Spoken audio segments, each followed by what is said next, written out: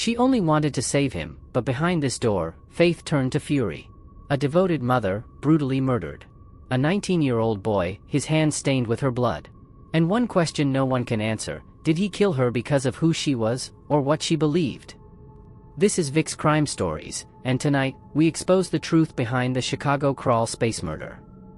There are crimes that shock us because they defy understanding.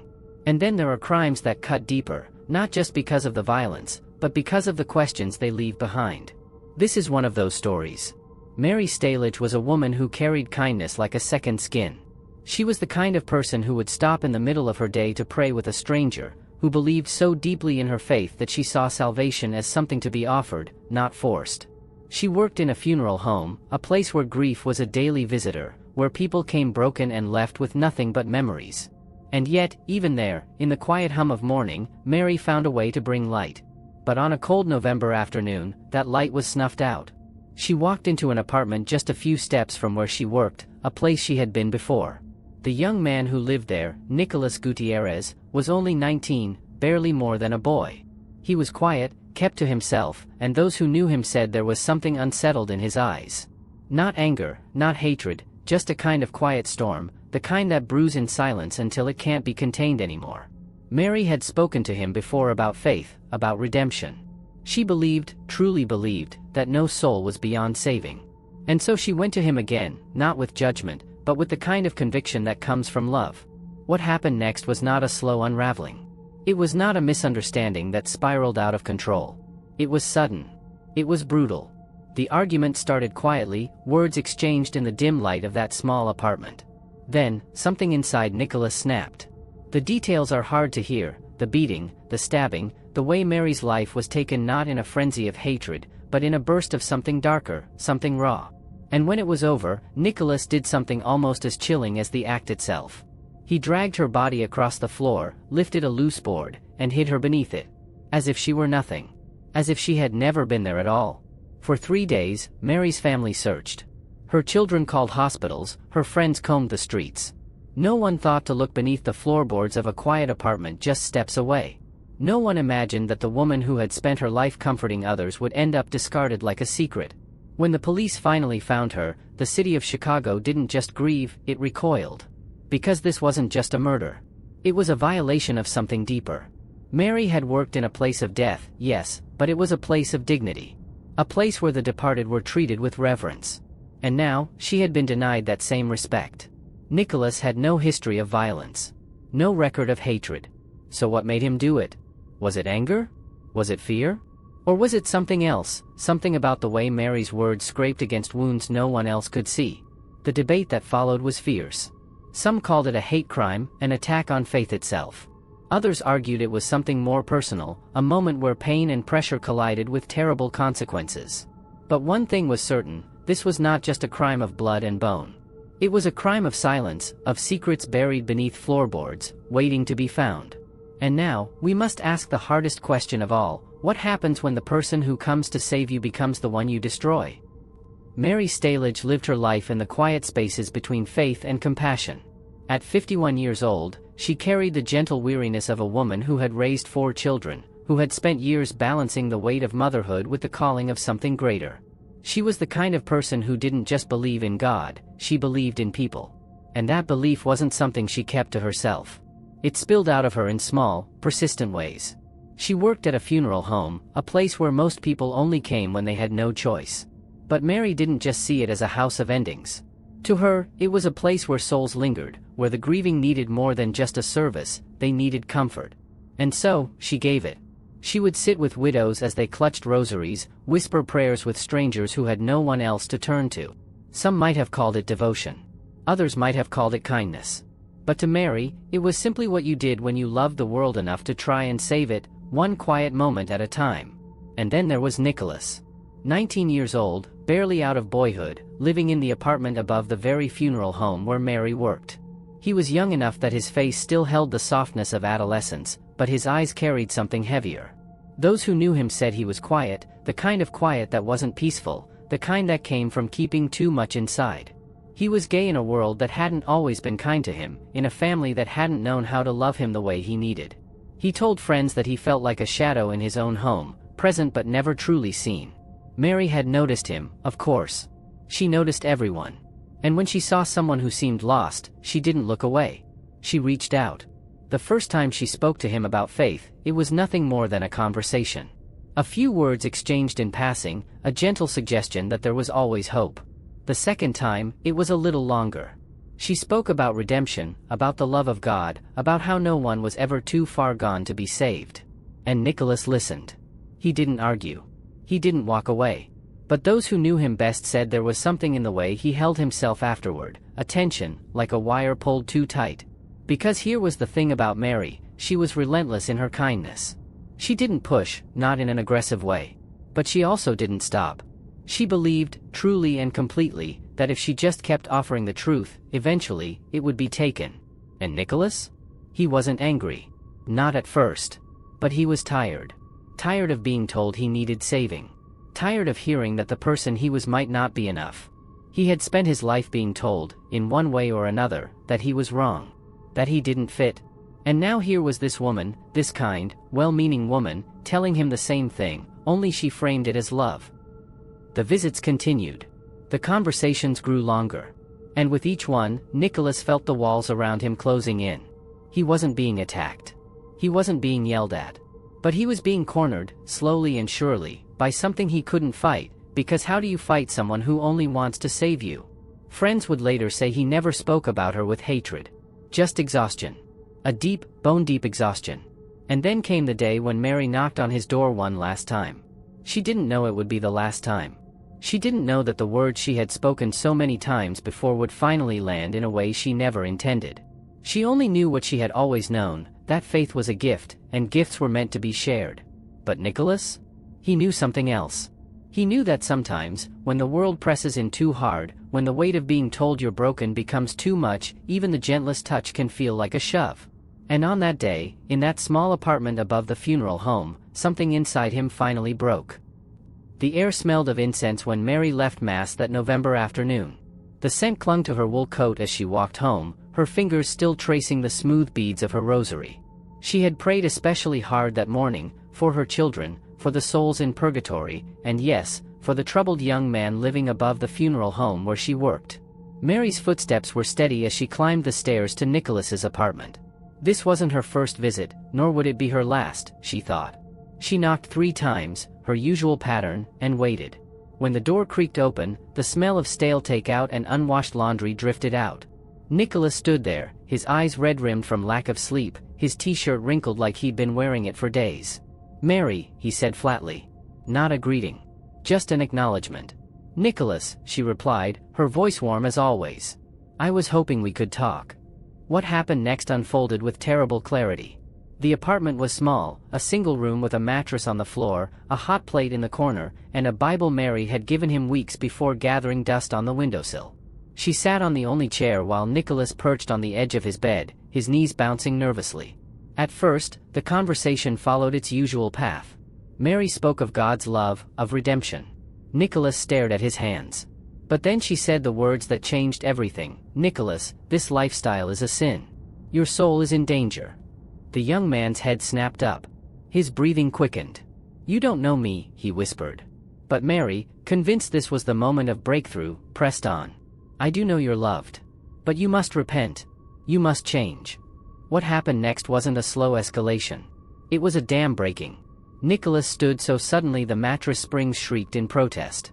His hands, usually so still, trembled violently. The words poured out of him then, years of pain, of rejection, of being told he was wrong, broken, unacceptable. Mary tried to interject, to calm him, but the floodgates had opened. Then came the first blow. It wasn't planned. It wasn't methodical. It was pure, unfiltered rage erupting after years of suppression. His fist connected with Mary's jaw with a sickening crack. She cried out, more in shock than pain, her hands flying up to protect herself. But Nicholas wasn't stopping. The punches rained down, her ribs, her stomach, her face. When she fell to the floor, he didn't hesitate. He grabbed the nearest object, a kitchen knife from the takeout container, and plunged it into her chest once, twice, 3 times. The silence that followed was deafening. Mary lay motionless on the stained carpet, her rosary beads scattered around her like fallen stars. Nicholas stood over her, his breath coming in ragged gasps, the knife still clutched in his shaking hand. Blood dripped from the blade onto his sneakers. That's when the reality of what he'd done came crashing down. Not guilt, not yet, but panic. Pure, animal panic. He had to hide her. Had to make her disappear. His eyes darted around the cramped apartment until they landed on the loose floorboard near the radiator, the one that creaked when he stepped on it. The next hour passed in a blur of horror. Nicholas dragged Mary's body across the floor, her heels leaving faint trails in the carpet. He pried up the floorboard, revealing the dark crawlspace beneath. The space was tight, barely large enough, but he forced her in anyway, her limbs bending at unnatural angles. When he replaced the board, it fit perfectly. As if nothing had happened. As if Mary had never been there at all. For 3 days, life continued around the funeral home. Nicholas came and went, walking over that loose floorboard multiple times a day. Mary's family called hospitals, filed a missing persons report. Her co-workers assumed she'd taken time off. No one thought to look in the most obvious place, just upstairs from where she worked. It was the smell that gave her away in the end. That sweet, cloying odor of decay that no amount of air freshener could mask. When the neighbors complained, the landlord came knocking. Nicholas wasn't home when they found her. The police had to break down the door. They found the Bible on the windowsill first, then the bloodstains on the carpet that someone had tried, badly, to clean. The officer who lifted that loose floorboard would need therapy for years afterward. Mary's body, curled in that dark space, her hands still folded as if in prayer. Her face, though. Her face was unrecognizable. The violence of those final moments etched permanently into her features. And Nicholas? He was found wandering by the river 2 days later, his clothes filthy, his eyes wild. When the police approached, he didn't run. He just whispered 2 words, "She's upstairs." A confession. A revelation. The end of one life, and the ruin of another. All because of a conversation that went terribly, irrevocably wrong. The courtroom smelled of old wood and nervous sweat as Nicholas Gutierrez sat hunched in his chair, his hands cuffed and trembling. Outside, the streets buzzed with arguments that had nothing to do with the legal proceedings unfolding inside. This wasn't just a murder case anymore, it had become a battleground for much larger wars about faith, identity, and what truly motivates violence. Prosecutor Eleanor Cho stood before the judge, her voice steady but her knuckles white around her legal pad. "Your Honor," she said, "the state is not pursuing hate crime enhancements in this case." The murmurs in the gallery rose like angry bees. In the front row, Mary's eldest daughter clutched a crucifix so tightly it left marks in her palm. Across the aisle, a young LGBTQ+ activist shook his head, his rainbow pin catching the fluorescent light. The legal standard was clear, yet unsatisfying. Under Illinois law, a hate crime required proof Nicholas targeted Mary specifically because of her religion. Not because her words angered him. Not because he snapped under pressure. Because she was Christian. The distinction felt razor-thin to those grieving, but in the cold language of the law, it made all the difference. Outside the courthouse, the protests grew louder each day. On one side, church groups held vigils with candles that flickered in the autumn wind. This was an attack on all people of faith, declared Pastor Williams, his voice hoarse from speaking at 3 rallies that week. They pointed to the fact Mary had been killed mid-prayer, her rosary found tangled in her fingers. To them, the symbolism was unmistakable. On the other side, LGBTQ+ advocates set up their own microphones. This was a personal tragedy, not a holy war, argued activist Maria Gutierrez, no relation to Nicholas. She read from Nicholas's journal entries about years of religious trauma, about being told he was damned before he'd even finished puberty. When someone is pushed to their breaking point, she asked the cameras, do we blame the last straw, or the weight that came before it? The media coverage became its own Rorschach test, what you saw said more about you than the facts. Some outlets ran with headlines like, Christian Martyr, while others focused on, troubled youth's breaking point. The national news cycle, so quick to cover cases like Matthew Shepard's murder, seemed to stumble over this one. Was it because Mary was older? Because her killer wasn't a stranger but someone she'd tried to help? Or because the story refused to fit neatly into any cultural narrative? Inside the police station, Detective Morales rubbed his tired eyes as he reviewed the case files yet again. The facts were clear, the murder weapon, the confession, the body hidden like a shameful secret. But the why kept slipping through his fingers. He'd interviewed Nicholas for 12 hours straight after the arrest. The kid had alternated between flat monotone descriptions of the attack and sudden, shaking tears. Not for Mary. For himself. For what he'd done to his own life. The most telling moment came when Morales asked directly, "Did you kill her because she was Christian?" Nicholas had looked up, his face blank with confusion. "I killed her because she wouldn't stop talking," he'd whispered. Then, after a long pause, "But maybe if she wasn't Christian, she would have stopped." That statement sat uneasily with everyone. It wasn't the smoking gun the hate crime legislation required, but it wasn't nothing either. The district attorney's office debated it for hours before ultimately deciding they couldn't prove religious animus beyond reasonable doubt. The decision satisfied no one. Meanwhile, the victim's family and the defendant's supporters occupied opposite corners of a divided city. At the funeral home where Mary had worked, her co-workers alternated between hanging her favorite Bible verses on the walls and scrubbing at the invisible stain of violence that seemed to linger. Upstairs, Nicholas's empty apartment gathered dust, the floorboard where Mary had been hidden now sealed with evidence tape. The most haunting question wasn't about law or politics or even morality. It was about human nature. About what happens when one person's deepest truth collides with another's unshakable conviction. And whether our justice system, or our society, has the language to make sense of that collision when it turns deadly. As the trial date approached, both sides dug in deeper. The only thing everyone could agree on was that no verdict, no sentence, would ever answer the questions that truly mattered about Mary Stalage's death. Some truths, it seemed, were too messy for courtrooms. Too complicated for headlines. They lingered in the silences between shouted arguments, waiting for someone willing to sit with the discomfort of not knowing. The trial that followed was less about facts, those were undisputed, and more about meaning. The prosecution painted Nicholas as cold, calculating, pointing to how he'd hidden Mary's body with such deliberate care. The defense psychologist spoke of a fractured mind, of a young man who'd been told one too many times that his very existence was sinful. The jury listened, their faces giving nothing away, as Nicholas sat perfectly still in his ill-fitting suit, looking more like a scared kid than a murderer.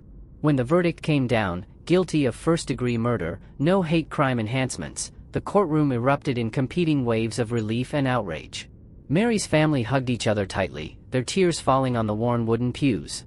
Across the aisle, Nicholas's mother collapsed into herself, as if the weight of the sentence had physically crushed her. The judge's gavel sounded like a gunshot in the sudden quiet that followed. After sentencing, the two families became reluctant symbols in a national debate they never asked to join. Mary's children found themselves on morning talk shows, trying to explain how they could simultaneously mourn their mother and wrestle with the complicated legacy of her final act. She loved everyone, her son Michael told a skeptical host. Even the people who didn't want to be loved that way. Back in Chicago, Nicholas's sister gave interviews to LGBTQ+ publications, her voice shaking as she described growing up with a brother who'd been told since childhood that his soul was damned. "Nobody wins here," she said to the reporter's tape recorder. "Not the Christians. Not the gays. And definitely not Nick." The funeral home where Mary worked and Nicholas lived became an unlikely pilgrimage site. Some came to leave flowers at the back door where Mary used to take her smoke breaks. Others taped handwritten notes to the upstairs windows, messages of support for Nicholas that the new tenants promptly removed each morning. The current funeral director, a pragmatic man named Carl, kept a stack of Bibles and rainbow ribbons at the front desk, ready for whoever walked through the door needing something to hold on to. In prison, Nicholas became something of a ghost. He refused visits from reporters, from activists, even from his own family after the first year. The chaplain reported he'd taken up reading theology books in the library, though whether he was searching for answers or just passing time, no one could say. Meanwhile, Mary's Bible study group continued meeting in the same church basement where she'd once taught Sunday school. They left an empty chair for her at each gathering, a silent testament to the space she'd left behind. Years later, when the news vans had long since departed and the think pieces had dried up, what remained were the unanswerable questions. About where religious conviction ends and coercion begins. About whether love can sometimes wound as deeply as hate. And about how two people, each following what they believed to be true and good, could walk into an ordinary apartment on an ordinary day, and leave only tragedy in their wake. The final irony? In death, Mary became exactly what she'd always wanted to be for Nicholas, impossible to ignore, impossible to forget. And Nicholas? He got the silence he'd craved, though it came at a price neither of them could have imagined that November afternoon. The cell door clanged shut each night with terrible finality, locking him away with nothing but his thoughts and the creeping realization that some doors, once opened, can never be closed again. The grave marker is simple, just her name, the dates, and a single word, beloved. The stone is cool to the touch, even in summer, and if you visit on quiet mornings, you might find fresh flowers resting against it. Not the fancy bouquets from the funeral, but the kind of wildflowers that grow along roadside ditches, picked by hands that still remember how she used to braid them into crowns for children after Sunday service. Mary Stalage's final resting place looks like any other in this cemetery, but the questions buried with her are anything but ordinary. What happened in that apartment wasn't just a crime. It was a collision of two worlds that spoke different languages of love and pain. Mary, who carried her faith like a lantern, certain its light could guide anyone home. Nicholas, who'd spent his adolescence dodging that same light, convinced it would only expose what others called his sins. When they faced each other that final afternoon, neither saw a villain, just an obstacle to their own survival. For Mary, saving Nicholas's soul had become a sacred duty. For Nicholas, making Mary stop had become a matter of self-preservation. The legal system did what it does best, it drew clear lines. Murder in the first degree. 25 years to life. Case closed. But law books don't have paragraphs for the moments when good intentions curdle into tragedy. There's no statute for what happens when someone's heaven becomes another person's hell. In the years since, Mary's family has learned to speak about forgiveness through gritted teeth. They quote Bible verses about mercy at press conferences, but their eyes go hard when Nicholas's name comes up. Nicholas's mother sends Christmas cards to the Stalags every December, though she knows they'll be returned unopened. The cards pile up in a drawer in her kitchen, a growing monument to apologies that can never bridge the gap between their two families. The funeral home still stands at the corner of Maple and 3rd, though it's changed names twice since that November. The new owners say they sometimes hear footsteps in the upstairs apartment late at night, though it's been empty for years. Whether it's the creak of old pipes or something more, they've learned not to investigate. Downstairs in the chapel, the pew where Mary always sat remains slightly shinier than the others, worn smooth by her hands gripping the back of the bench as she prayed for souls like Nicholas's. What lingers isn't just the horror of how Mary died, but the terrible irony of why. She went to Nicholas that day believing love could conquer all. He struck back believing it was the only way to make the love stop. In the end, they were both wrong. The love didn't save either of them. The violence didn't silence anything. All it did was leave two families drowning in questions with no answers, and a community still picking sides years after the trial ended. Perhaps the hardest truth is this: there are no villains in this story, only victims. Mary, who died trying to offer salvation. Nicholas, who killed to escape it. And all of us left wondering how to mourn a tragedy where everyone lost, where no lesson comes wrapped in easy morality. The flowers on Mary's grave will keep coming. The letters to Nicholas will keep being returned.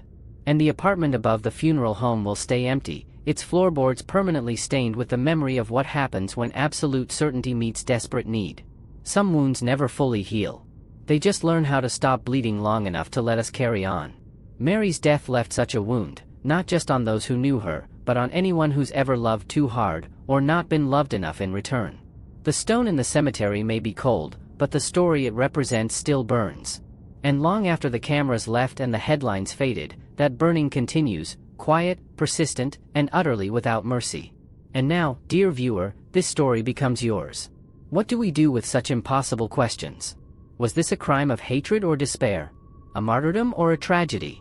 The comment section below isn't just blank space, it's where our collective conscience wrestles with these unanswerable questions.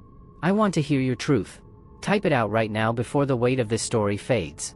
For those who need to sit with this darkness a little longer, I've left another story waiting for you, one that asks similar questions about devotion and destruction. You'll find it waiting when you're ready. But before you go, before you return to your brighter world, do us both a kindness. Hit that subscribe button. Not for me, but for all the Marys and Nicholases whose stories still need telling. Every click is another candle in the dark, another voice refusing to let these complicated truths be forgotten. The notification bell?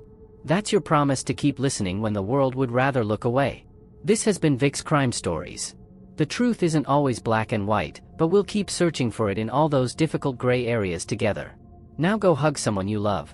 Life's too short for anything less.